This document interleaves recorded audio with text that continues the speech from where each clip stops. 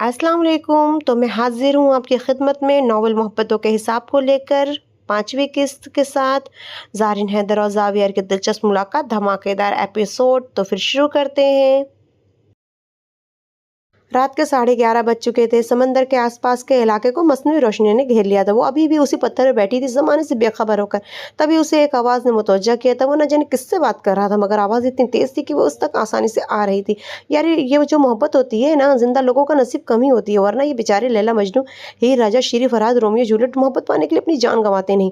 वो उसकी बातें सुनते सुनते उसके उतने करीब पहुंच गई थी कि उसे पता भी न चला कि वो जो कोई भी था अचानक किसी एहसास के तहत पलटा था, और उसके पलटने पर वो एक कदम पीछे हुई थी और कदम लड़खड़ाया और वो पानी में जा गिरी थी।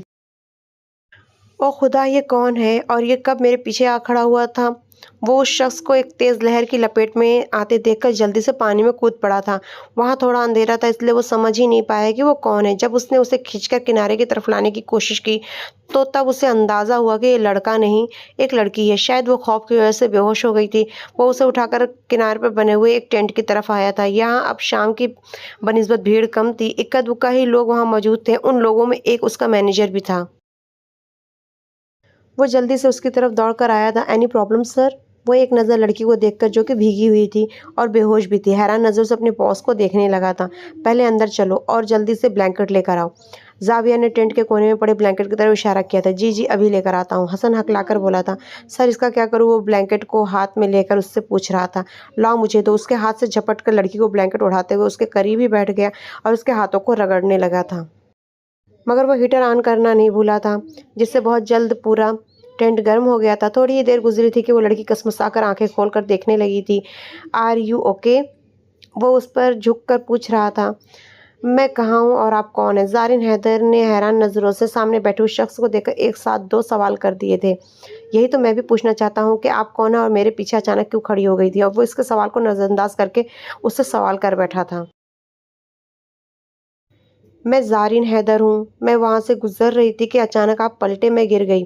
उसने गोलमोल सी बात उसे बताई थी। अब वो ये तो नहीं कह सकती थी कि मैं तुम्हारी बातों से खींची हुई तुम्हारे पीछे आ खड़ी हुई थी। ओह आई सी, सॉरी, मैंने बात करने के चक्कर में तुम्हें देखा ही नहीं होगा। वो तो मैं एक एहसास के तहत पलटा था, मगर मेरा बैड लक, आप पानी में गिर चुकी थीं। वो संजीदगी से बोला था।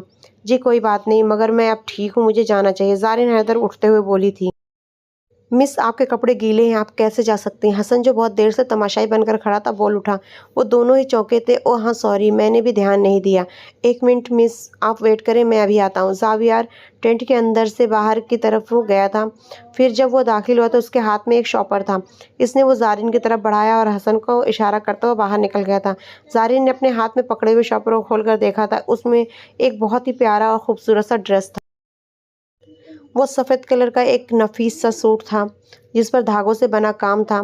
इस सूट को देखकर ज़ारिन की आंखों को ठंडक महसूस हुई थी। उसने जल्दी से अपनी गीली ड्रेस से आज़ादी हासिल की थी, फिर बाहर निकली थी, क्योंकि उसे अब ये फ़िक्र हो रही थी कि उसकी कंपनी के लोग उसे ढूंढ कर ना मिलने पर परेशान हो रहे होंगे। वो इन्हें कांटेक्ट भी नहीं कर सकती थी, क्योंकि अब उसके पास उसका मोबाइल भी नहीं था, जो इसके पानी में गिरने से कहीं खो गया था। वो दोनों थोड़ी दूर पर खड़े होकर कुछ बातें कर रहे थे। जैसे ही वो बाहर निकली, ज़ावियर की नज़र उस पर पड़ी और वो लम्हे भर को ठहर सा गया। वो आसपास फैली रंग बिरंगी रोशनियों में उसी का एक हिस्सा लग रही थी। सफ़ेद कलर के ड्रेस ने उसकी खूबसूरती को मज़ीद चार चांद लगा दिए थे। हसन जल्दी से उसकी तरफ बढ़ा था। मिस, आप कहीं जा रही हैं? उसने ज़ारिन से पूछा था, जबकि ज़ावियर अपनी जगह से एक इंच हिला भी नहीं था। वो हसन और ज़ारिन को एक दूसरे से बात करता हुआ देखता रहा और फिर हसन उसे लेकर पार्किंग एरिया की तरफ चला गया। जाते वक्त ज़ारिन ने उसकी तरफ एक नज़र भी उठाकर देखा नहीं था। उसके चाहते ही ज़ावियर होश में आया था। उसवा और सुहाना अपने हॉस्टल के करीबी पार्क में चहलकदमी कर रही थी। उसवा अपनी आदत के मुताबिक आज न जाने क्यों खामोश थी। यार उसवा, क्या हुआ है? तुम इतनी खामोश क्यों हो? सुहाना ने उसकी खामोशी से तंग आकर पूछा था। कुछ नहीं यार, मुझे ज़ारिन की बहुत फ़िक्र हो रही है। उसने मेरा कई दिनों से फ़ोन नहीं उठाया है, पता नहीं वो किस हाल में है।